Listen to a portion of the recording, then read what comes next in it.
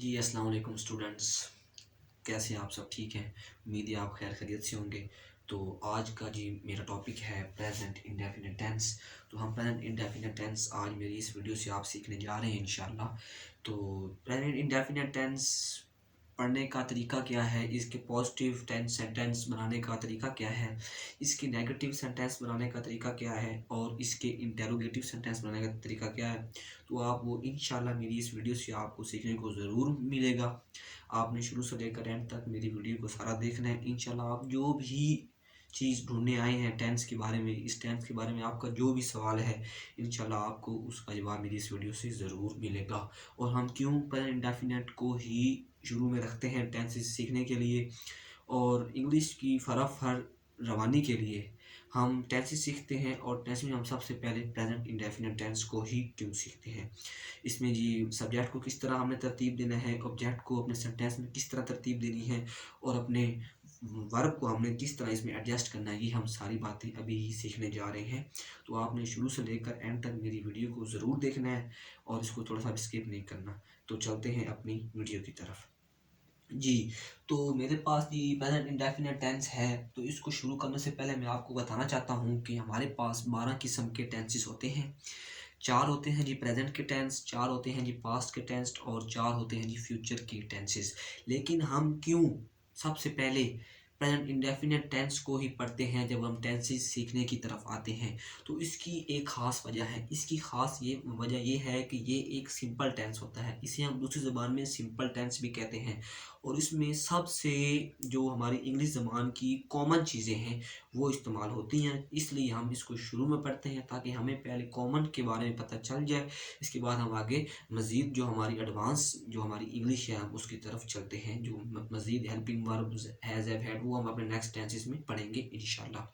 जी, तो अब हम शुरू करते हैं। तो मैं टेंसेस सीखने के लिए आपको सिर्फ तवज्जो की ज़रूरत है। आपने ज़रूर मेरी हर लिखी गई चीज़ पर आपने तवज्जो देनी है ताकि आपको भरपूर तरीके से समझ आ सके और आपका देखने का हक अदा हो सके और मेरा इस वीडियो को क्रिएट करने का भी हक अदा हो सके। तो आइए हम स्टार्ट करते हैं। जी, तो मैं यहाँ पर उर्दू में कुछ आपके सामने लिखने लगा हूँ। तो मैं लिखता हूँ जी, वो खाना खाता है। जी, मैंने आपके सामने उर्दू में लिख दिया है, वो खाना खाता है। जी, तो इस टेंस की अब मैंने बनानी है इंग्लिश। ये मेरे पास एक सेंटेंस है, एक फ़िक्रा है और क्योंकि मुझे टेंसेस आते हैं इसलिए मैं इस फ़िक्रे की इंग्लिश बना सकता हूँ। तो टेंस जब मैं सीख लूँगा तब देखिए, अब आपको जब टेंसेस आ जाएँगे आपको हर चीज़ आ जाएगी। जब आपको टेंसेस आ सकते हैं आप कोई भी लिखी गई बात को समझ सकते हैं सही तरीके से, उसे याद करने में आपको पता चल सकता है। आपकी हत्ता कि आपके साइंस सब्जेक्ट्स भी आपके लिए आसान हो सकते हैं अगर आपको टेंसेस आते हैं। जी, तो मेरे पास ये सेंटेंस है जी, वो खाना खाता है। तो किसी भी सेंटेंस की इंग्लिश बनाने के लिए हमें इसकी बेसिक चीज़ों के बारे में पता होना चाहिए। तो इसमें जी क्या-क्या है जी बेसिक चीज़? इसमें है जी बेसिक चीज़ मेरे पास subject, object and the verb. तो मेरे पास इसमें एक सब्जेक्ट होगा, एक ऑब्जेक्ट होगा और कोई सा इसमें वर्ब होगा। तो मैं उनको ख़ास तरतीब दे दूँगा, उनकी इंग्लिश लिख दूँगा और मेरे पास सेंटेंस बन जाएगा। और जिस तरह सेंटेंस बनेगा तो इंशाल्लाह हमें टेंस आ जाएंगे। तो सबसे पहले टेंस की इंग्लिश बनाने के लिए मैंने इसकी जो सब्जेक्ट है, जो इसका काम करने वाला है, जो इसका फ़ाइल है, तो सबसे पहले मैंने उसको देखना है। तो इसमें जो काम कर रहा है ये है जी वो। इसकी जगह पे आप कोई नाम लिख लें, अहमद, अली कुछ लिख लें, वो एक ही बात है। तो इसके बाद मैं आपको ये भी बताता चलूँ कि आपने सब्जेक्ट के ऊपर ख़ासी तवज्जो देनी है। सब्जेक्ट के ऊपर दोस्तों, सब्जेक्ट पर तवज्जो देने की सबसे ख़ास ज़रूरी बात ये है क्योंकि हमने अपने इस टेंस में सबसे पहले जो हमने इंग्लिश बनानी है वो हमने सब्जेक्ट की बनानी है। तो मेरे पास यहाँ पर है जी वो। तो मैं वो की इंग्लिश बनाना चाहता हूँ।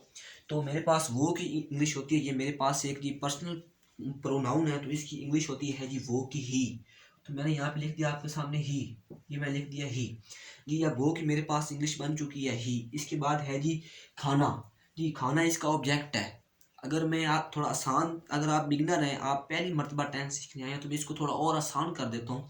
देखिए वो खाना है। मैंने सब्जेक्ट को शुरू में लिख देना है और ऑब्जेक्ट को एंड पे लिख देना है। तो मेरे पास सब्जेक्ट था वो मैंने शुरू में स्टार्ट पे इसको लगा दिया, एडजस्ट कर दिया। तो इसका मैं एंड पर यहाँ पे लगा देता हूँ जी ऑब्जेक्ट। मेरे पास ऑब्जेक्ट है जी खाना। तो जी हम खाने की इंग्लिश में कहते हैं जी फूड। आप इसकी जगह मील भी लिख सकते हैं, लेकिन फूड मोस्ट सूटेबल है जी। तो मैंने यहाँ पे लिख दिया जी फूड, ये फूड लिखा, जहाँ से फुल स्टॉप लगा दें जी। सब्जेक्ट को मैंने शुरू में लगा देना है, ऑब्जेक्ट को मैंने एंड पे लगा देना। अब बीच में मैंने लगाना है जी वर्ब। देखिए वर्ब अब मेरे पास है खाना, उसका काम क्या है जी खाना, लेकिन यहाँ पर है जी खाता, खाना खाता है। देखिए खाना, जो खाना होता है ना, जो वर्ड खाना उसका होता है ईट, लेकिन यहाँ पर है खाता। तो इसमें थोड़ी स्पेशल बात आ गई है, इस पर आ गया खाता। तो अगर खाना होता तो मैं ईट लिख देता, लेकिन ये खाता है। मैंने आपको पहले भी बताया है कि इस टेंस में किसी भी फाइल की एक जो मुस्तकिल जो उसकी आदत है वो बयान की जाती है। तो इसमें वो क्या आदत बयान कर रहा है कि वो खाना खाता है, ये उसकी आदत है। एक इस टेंस की पहचान ही ये है। आपने अक्सर इसकी पहचान पढ़ी होगी कि इसके एंड पर ता है, ती है, ते हैं वगैरह आते हैं। लेकिन जो इसकी बड़ी पहचान है वो ये है कि इसमें ज़माना हाल में, प्रेजेंट में जो कोई चीज़ मौजूदा है उसमें किसी भी फाइल की एक ख़ास आदत पाई जाती है। तो इसमें उसकी आदत है कि वो खाना खाता है। देखिए अब खाना तो हो गया ईट, लेकिन जो खाता है इसके लिए मैं इसके साथ में कुछ इजाफी करूँगा, मैं उसकी आदत को शो करूँगा। तो उसकी आदत को शो करने के लिए मेरे पास कोई ऐसा तरीका होना चाहिए जिससे मैं उसकी आदत को भी आपके सामने शो कर सकूं। तो मैं इसकी आदत शो करने के लिए इस टेस्ट का जो मेन चीज़ है वो है G S and E S का इजाफा। जी मैंने इसमें कुछ एस और ई एस का इजाफा करना है। आपको लग रहा होगा कि ये एस और ई एस तो किसी भी चीज़ का सिंगुलर का प्लूरल बनाने के लिए इस्तेमाल होते हैं, ये इस बात का आपको पता है। लेकिन इसमें हमने उसकी आदत शो करने के लिए, उसकी हैबिट शो करने के लिए इसको हमने एस और इसका इस्तेमाल करना है, और इसका इस्तेमाल इस टेंस की इंग्लिश बनाने के लिए बहुत ज़रूरी है। तो मैं लिख देता हूँ ईट, खाना होता है जी ईट। तो मैंने इसकी, अब ये ईट हो गया खाना, लेकिन वो खाता है, ये उसकी आदत है। तो मैंने इसको ईट्स कर देना है, ईट्स। अब मैंने इसके साथ एस क्यों लगाया है, ई एस क्यों नहीं लगाया, ये भी आपके जहन में सवाल आ रहा होगा जी। कुछ वर्ड्स ऐसे होते हैं जिसमें हम ई एस लगाते हैं। अगर आप सिंगुलर प्लूरल को पढ़ते हैं तो आपको ये मेरी आप दूसरी वीडियो से इंशाल्लाह आपको ज़रूर सीखने को मिलेगा मेरे ही चैनल पर कि हम एस किन के साथ लगाते हैं और ई एस किन के साथ लगाते हैं। तो आप वो भी वहाँ से समझ सकते हैं। तो अभी मैं आपको ये बता दूं कि मसलन जिन वर्ड्स के साथ एंड पे S H, C H, S H, O X, O वगैरह था वहाँ पर ई एस लगता है, और बाकी तमाम जो कि हमारे पास रेगुलर वर्ब्स होते हैं उनके साथ तकरीबन एस का इजाफा ही किया जाता है जी। तो ये तो मेरे पास था एक असर्टिव सेंटेंस, एक मेरे पास था सादा फिक्रा। अगर इसकी जगह मैं इसको अभी आपके सामने डस्टर के साथ ट्रेस कर देता हूँ, और मैं अभी यहाँ पर एक और नया फिक्रा लिखता हूँ, उसमें शायद कोई चेंजिंग करनी पड़ जाए। मसलन मैं यहाँ पर लिखता हूँ लड़के फुटबॉल खेलते हैं। ये तो मैंने आपके सामने लिख दिया जी लड़के फुटबॉल खेलते हैं। तो अब मैंने इसकी इंग्लिश बनानी है। तो उसी तरह मैंने आपको जो पहले आसान तरीका बताया, आप इसमें से पहले सब्जेक्ट तलाश करें, अपना फाइल तलाश करें। तो इसमें मेरे पास सब्जेक्ट है जी मेरा लड़के। तो इसकी मैंने सबसे पहले इंग्लिश बनानी है और इसे ही मैंने सबसे फ्रंट पर शो करना है। तो मैं इधर लिख देता हूँ जी बॉयज़। जी लड़के की इंग्लिश होती है जी बॉय, और लड़कों की जो ज़्यादा हो प्लूरल उनकी होती है जी बॉयज़। तो मैंने बॉयज़ लिख दिया। आगे जी वो करते क्या है जी फुटबॉल खेलते हैं। काम किस चीज़ पर हो रहा है, हमारा ऑब्जेक्ट क्या है, वो है जी फुटबॉल। तो हम एंड पे फुटबॉल लिख देंगे जी। फुटबॉल की इंग्लिश ये, क्योंकि गेम का नाम है तो फुटबॉल की इंग्लिश फुटबॉल ही होगी। ये मैंने लिख दिया फुटबॉल, मैंने फुल स्टॉप भी लगा दिया। अब बस मैंने बीच में इसका जो वर्ब है वो लगा देना है, और इस तरह मेरा सब्जेक्ट ऑब्जेक्ट और जो मेरा टेंस है वो कंप्लीट हो जाएगा। तो इसमें मेरे पास वर्ब क्या आ रहा है, खेलते। देखिए प्ले होता है खेलना, लेकिन वो ये है खेलते। अब ये बात जो कि मेन समझाने वाली, जिसके ये जो मेरा ये फ़िक्रा लिखने की असल जिसकी वजह है वो ये है कि अगर वो फ़ाइल सिंगुलर, जो कि हमारे पास सब्जेक्ट है, वो अगर हो सिंगुलर, तो फिर हमने उसकी आदत शो करनी है, एस या ई एस का इजाफा करना है। लेकिन अगर फ़ाइल सिंगुलर ना हो तो फिर हमने एस या ई एस का इजाफा नहीं करना, हमने simple first form of verb लगा देनी है। हमने क्या करना है जी, simple first form of verb लगा देनी है। तो फर्स्ट फॉर्म ऑफ वर्ब क्या होती है जी, प्ले। जी इसकी क्या इंग्लिश है, प्ले। तो मैं यहाँ पे लिख दूंगा जी प्ले, बॉयज प्ले फुटबॉल। जी तो ये मेरा ये एक नया फिक्रा मैंने अभी आपके सामने बनाकर रख दिया। इससे पहले अगर आपके अपने आप को हिंट्स चाहते हैं, ये था एक कंसेप्चुअल तरीका, लेकिन अगर आपको इसके हिंट्स चाहिए तो मैं आपको इसके पॉजिटिव सेंटेंस के हिंट्स बता देता हूँ। तो हिंट्स में स्टूडेंट्स आपके सामने होगा कि हिंट्स में आपको कोई आपके पास सेंटेंस आ गया, आपको उसका नहीं पता चल रहा कि ये आया मेरे पास प्रेजेंट इंडेफिनिट का है या नहीं है, तो उसमें आपने दो बातों का ध्यान रखना है। अगर उसके एंड पर ता है, ती है और ते है या ते है वगैरह आ जाए, तो उसमें आपने समझ जाना है कि ये मेरे पास प्रेजेंट इंडेफिनिट टेंस है। लेकिन इसके अलावा अगर ऐसा नहीं होता तो आपने एक बात जहन में रखनी है, जो कि एक कंसेप्चुअल तरीका है, एक एडवांस आपको मैं हिंट बता रहा हूँ। वो हिंट ये है कि जिस भी ज़माना हाल में कोई काम हो रहा हो और वो उसमें एक आदत सा बयान पाया जाए, मसलन वो खाना खाता है, वो सोता है, वो हर रोज़ स्कूल जाता है, वो बाज़ार जाता है, लड़के खेलते हैं, लड़की शोर करती है, ये सब कुछ बच्चा रोता है, तो उसकी एक आदत जब शो हो जानी है तो तब आपने समझ जाना है कि ये मेरे पास प्रेजेंट इंडेफिनिट टेंस ही है। तो अगर इसके मैं असर्टिव सेंटेंस जो कि अभी मैंने आपको पढ़ाए हैं, उसका आपको एक फार्मूला बता दूं, एक आपको उसकी एक उसका हिंट बता दूं, जो कि आपके जहन में रहे, जब भी आपके पास कोई पॉजिटिव फिक्र आ जाए, अफर्मेटिव फिक्र आ जाए, अफर्मेटिव सेंटेंस आ जाए, तो उसकी आपने जब इंग्लिश बनानी है तो उसका आपने बस ये तरतीब देनी। सबसे पहले आपने शुरू में लिखना है सब्जेक्ट की आपने इंग्लिश बना देनी है। उसके साथ आपने उसके बाद आपने फर्स्ट फॉर्म ऑफ वर्ब लगा देनी है, फर्स्ट फॉर्म ऑफ वर्ब, और एंड पे आपने ऑब्जेक्ट लगा देना है। कि ये तो था एक आसान सी बात कि हमने इस तरह सब्जेक्ट लगा देना है, शुरू में ऑब्जेक्ट लगा देना आखिर पर, और बीच में हमने फर्स्ट फॉर्म ऑफ वर्ब लगा देनी है। लेकिन अगर इसके साथ ही मैं आपको ये बताऊं कि हमने अगर सिंगुलर नाउन हो या सिंगुलर सब्जेक्ट हो, तो हमने एस या ई एस का इजाफा करना है, ये अपनी फर्स्ट फॉर्म ऑफ वर्ब के साथ इसको हमने ऐड करना है। लेकिन अगर प्लूरल हो, वाहिद गायब ना हो, तो फिर हमने इसमें किसी चीज़ का भी इजाफा बिल्कुल भी नहीं करना, और हमने फर्स्ट फॉर्म ऑफ वर्ब लगाकर और सब्जेक्ट और ऑब्जेक्ट को तरतीब दे देनी है।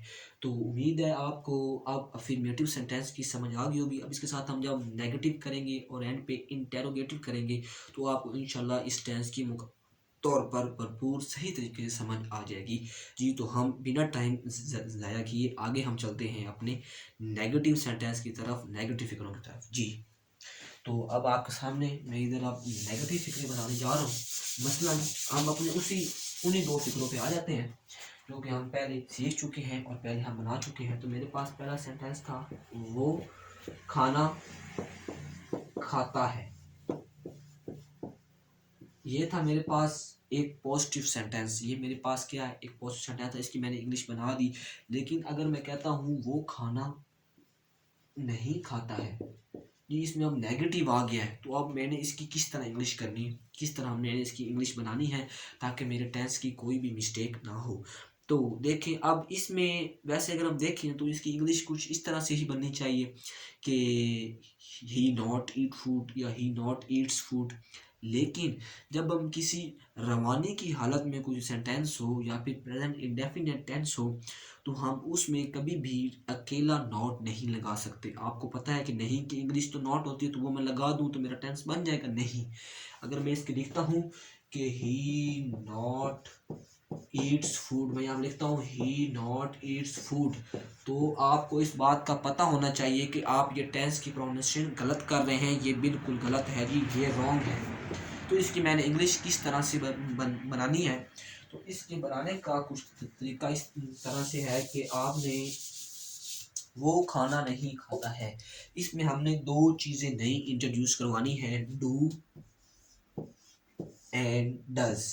ये मैं दो चीज़ें अपने इस सेंटेंस में नहीं लेके आऊँगा जी। अब ये डू और डज क्या है, ये आपने हमेशा नॉट के साथ लगाने हैं। जहाँ पर भी आपने नॉट लगाना है प्रेजेंट इंडेफिनिट टेंस में, तो उसके पीछे आपने या डू को एडजस्ट करना है या फिर आपने डज को एडजस्ट करना है। तो जी डू और डज, डू फिर एक चीज़ हमारे पास हो जाती नॉट के साथ, या डू हो जाता है या डज, ये दो चीज़ें क्यों हैं जी। डू और डज का इस्तेमाल क्या है जी, डू का इस्तेमाल हमने करना है प्लूरल चीज़ों के साथ जो कि सिंगुलर ना हो, मसलन कि वो, हम, लड़के, लड़कियां, बच्चे, इस तरह जो कि हमारे पास कोलेक्टिव चीज़ें उसमें हमने, जो हमारे पास प्लूरल चीज़ें उसमें हमने इस्तेमाल करना है जी हमारे पास डू, और हमने डज लगाना है सिंगुलर के साथ जी। तो अब मैं इसकी अगर इंग्लिश बनाता हूँ आपके सामने, तो मैंने इसमें बनाना है कि वो खाना नहीं खाता है, ही। देखें ही सब्जेक्ट, सबसे पहले आपको बताया था कि हमने किसी भी सेंटेंस में सब्जेक्ट की इंग्लिश बनानी होती है, तो मैंने बना दी ही के बाद है जी खाना, सब्जेक्ट एंड पे आप ऑब्जेक्ट लिखते हैं पहले की तरह, खाना जी, फूड आ गया जी। तो अब हमने लिख देना नहीं, खाना नहीं, तो ये सिंगुलर है, ये जो ही है ये जी सिंगुलर है, ये वाहिद है। तो इसके साथ मैंने डज लगाना है। मैंने पहले आपको बताया है कि सिंगुलर के साथ लगेगा डज और प्लूरल के साथ लगेगा डू। तो मैंने यहाँ लिख दिया डज, डज के साथ नॉट आ गया, डज नॉट। तो अब मैंने ईट्स लिखा था, तो अब मैंने ईट्स नहीं लिखना, वो मैंने एस वाली बात को छोड़ देना है और मैंने उसके साथ अपनी ये डू या डज वाली बात को ले आना है। हमने उस चीज़ को इसके साथ रिप्लेस कर लेना है। जब डू डज का इस्तेमाल आ जाना है, उसके बाद हमने एस या एस का इस्तेमाल बिल फौर तरीके से भूल जाना है। तो हमने इस बात को हमेशा ध्यान में रखना है कि हमने डू डज को कैसे लगाना है, और हमने एस और एस का इस्तेमाल बिल्कुल भी नहीं करना जी। तो हमने अब नेगेटिव फिक्रा भी तकरीबन एक बना लिया है सिंगुलर का, हम अभी एक बनाएंगे प्लूरल का जी। तो मैं अगला यहाँ पे सेंटेंस लिखता हूँ जिस तरह मैंने पहले लिखा था, लड़के फुटबॉल नहीं खेलते हैं, लड़के फुटबॉल नहीं खेलते हैं जी। तो अब मैंने पहले की तरह इसकी मैं इंग्लिश बनाऊंगा आपके सामने, इसके हम टेंस को मैं ट्रांसलेट करूंगा। देखिए हमने सब्जेक्ट को शुरू में लिख दिया बॉयज़, मैं सब्जेक्ट को शुरू में लिख रहा हूँ जी बॉयज़, और एंड पे यहाँ लिख देता हूँ जी फुटबॉल, फुटबॉल जी। तो मैंने बॉयज़ को शुरू में लिख दिया और फुटबॉल को एंड पे फुल स्टॉप लगा दिया जी।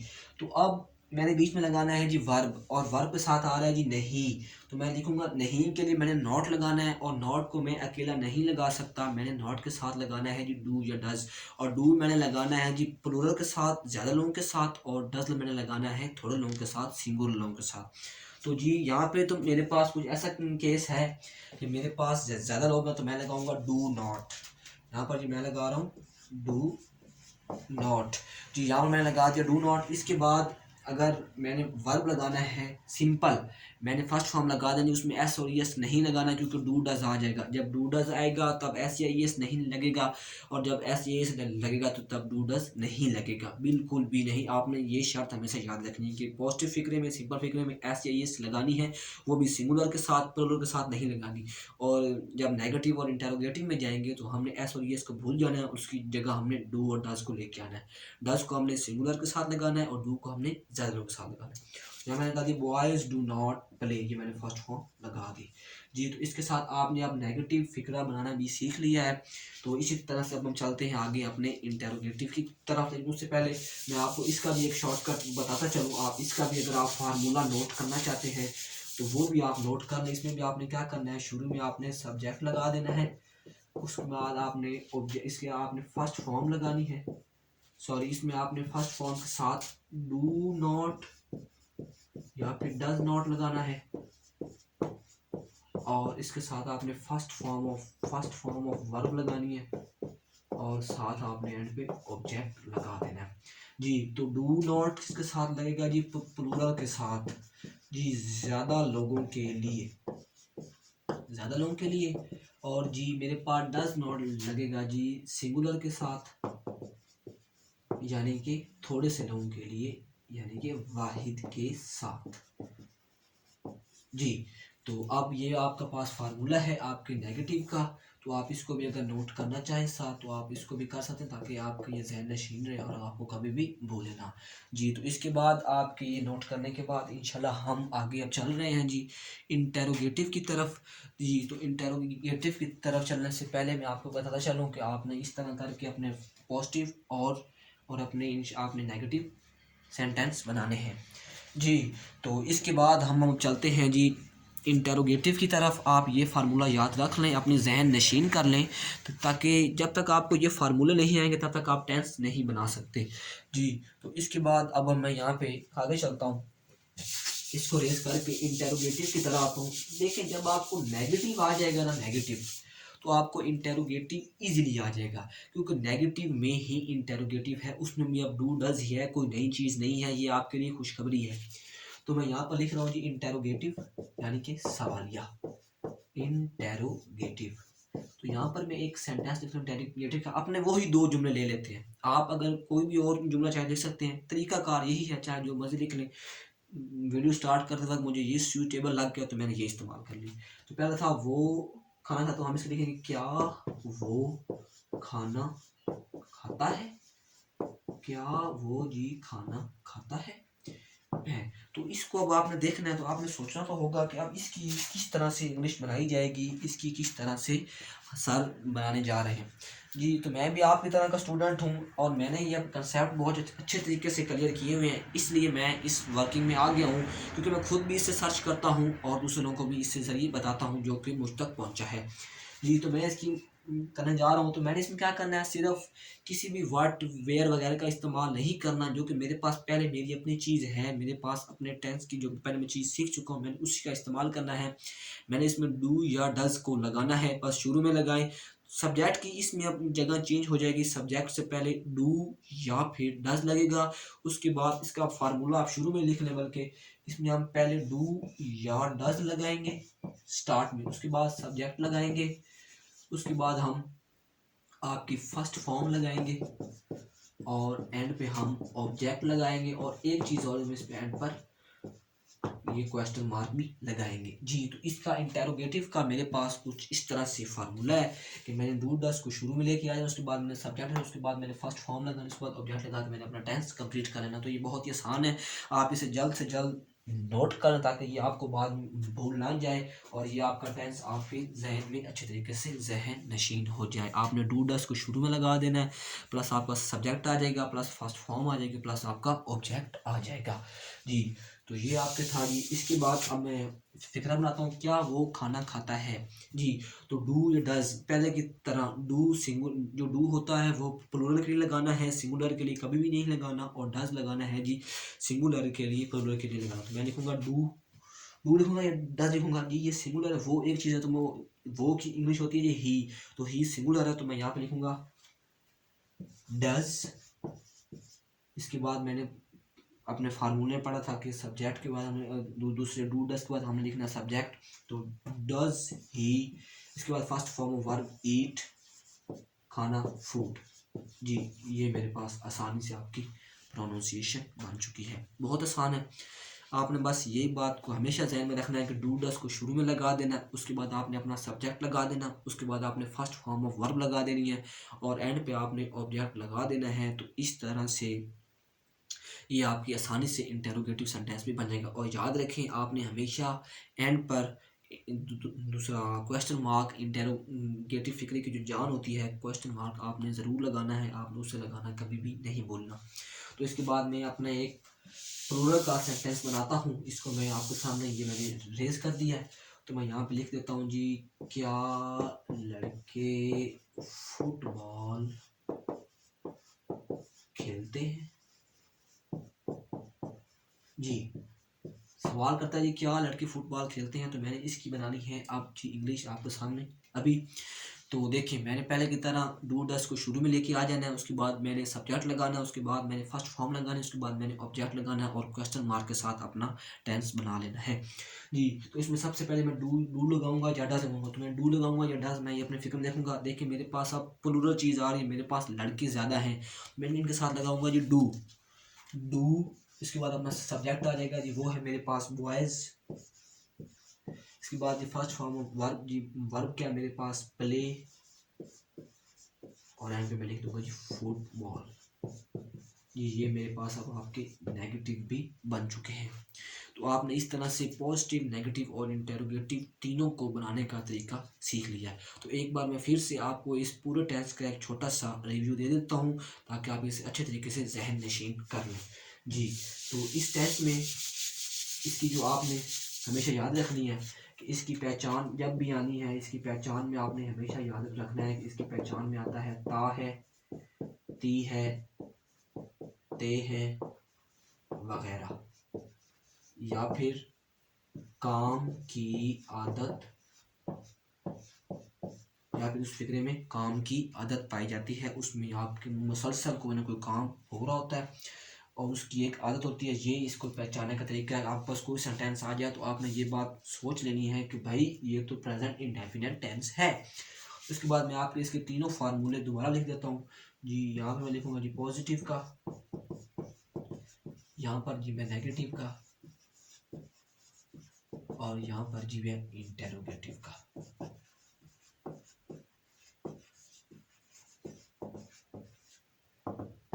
जी तो पॉजिटिव में हमने पहले पढ़ा जी subject plus first form plus object. जी तो फर्स्ट फॉर्म में हमने साथ जी एस जो एडिशनल है इसके साथ वो है जी एस या ई एस का इजाफा हमने साथ साथ करते जाना है। इसके बाद मैं नेगेटिव पर आता हूँ तो सब्जेक्ट प्लस डू या फिर does not plus first form और प्लस आपका ऑब्जेक्ट। और अगर एंड पे मैं इंटेरोगेटिव आया तो मैं शुरू में डू डज को लेऊंगा, डू या डज को आप शुरू में लगा दे, इसके साथ अपना सब्जेक्ट लगा दे, साथ फर्स्ट फॉर्म लगा दे और एंड पे अपना ऑब्जेक्ट लगा के क्वेश्चन मार्क लगा दे। तो ये आपका इंशाल्लाह प्रेजेंट इंडेफिनिट टेंस कंप्लीट हो जाएगा। जी फ्रेंड्स, उम्मीद है आपको मेरी ये वीडियो बहुत अच्छी लगी होगी। आप मेरे चैनल को लाइक और सब्सक्राइब ज़रूर कर दें ताकि मेरी आने वाली हर वीडियो आप तक पहुंच सके। जी देखिए, आपको अपनी पढ़ाई के हवाले से इजी कंसेप्ट में इससे भी मज़ीद बेहतर हर चीज़ आपको इंशाल्लाह मेरे चैनल पर मिलेगी। इसलिए आप मेरे चैनल के साथ जुड़े रहें और इसे लाइक कमेंट ज़रूर कर दें। आपकी बहुत मेहरबानी होगी। शुक्रिया जी। अल्लाह हाफिज़।